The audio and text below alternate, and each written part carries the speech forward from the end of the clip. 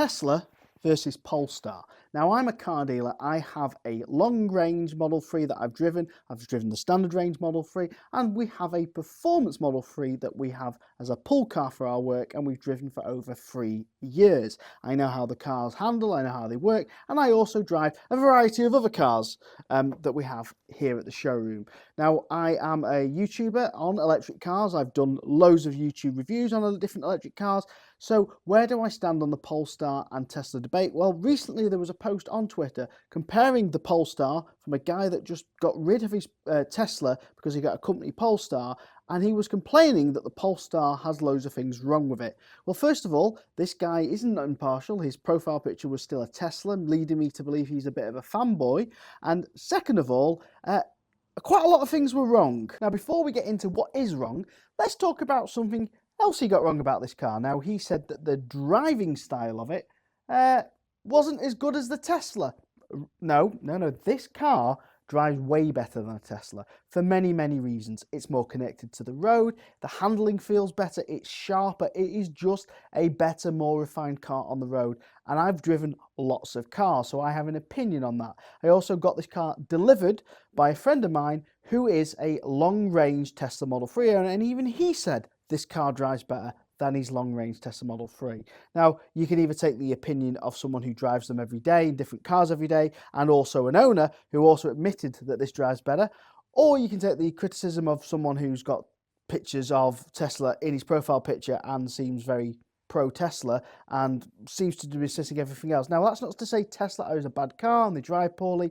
It's just to say that the Polestar drives better. Tesla do things that Polestar don't do, and vice versa. But one thing he majorly got wrong about this car is he started to complain about the wipers. Now, the wipers on the Tesla Model 3 are not automatic. He said they are automatic on the Tesla Model 3 and they're not automatic in the Polestar. Well, we'll get around to the Polestar issue in a minute because I'll tell you how they are automatic. But the Tesla Model 3 automatic wipers have never worked in any Tesla I've ever used. They've got better, they've got less worse, but the difference between most manufacturers is a lot of car manufacturers will fit rain sensors in the windscreen that detect rain and therefore turn the wipers on. Tesla decided to do typical Tesla and try and save some money by using the camera that was already in the windscreen to detect when rain went over it. That didn't work as well, so then they decided to also use some of the other cameras in the car to detect rain. Still doesn't work great, but it's a lot better than it used to be.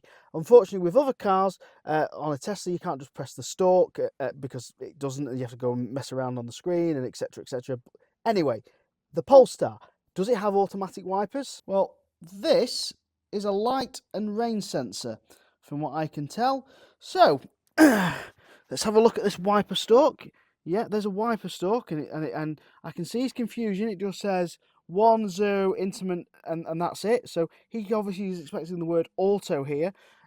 Probably a bit poor, that he should have probably read the manual or learnt that this button, this here is a button.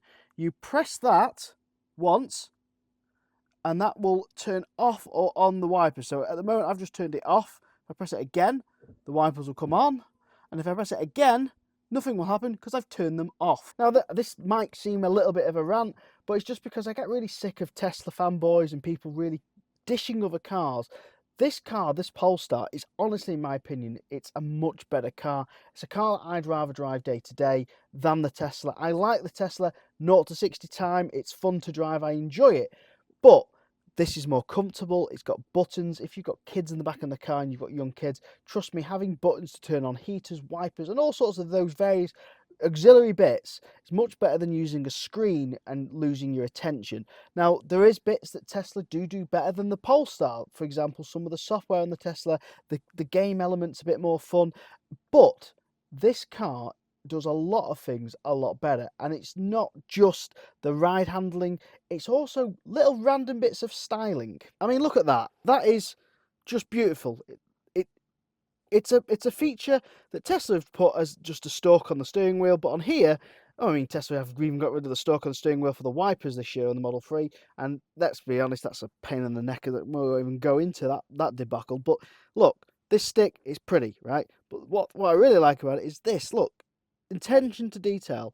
It's an LED for the Polestar logo. Completely pointless. You could have just painted it on, but they've put a nice little LED because it gives a sense of class. When you're spending £50,000 on an electric car like this or a Tesla, having little touches like this are important, but they didn't just stop at little touches like that. There's one more thing which is completely pointless, but I love, and that's this projected Polestar logo here. So look, there's a little LED shining on the inside of the window there. I mean, who's going to look at that? It's completely pointless.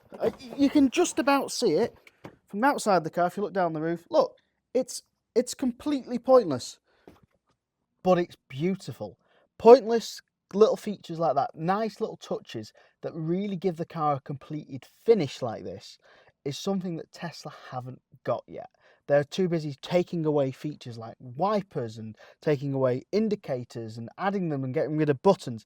They've missed the fact that when you're buying a car for 50 grand, you want to have a little bit of connection to the car, and having some buttons for certain things or having little pointless features of style on a car is what you're buying. Now, what do you think? Let me know down below in the comments. If you've enjoyed this video, then maybe see this video I did about how I said Tesla fanboys are kind of ruining the brand.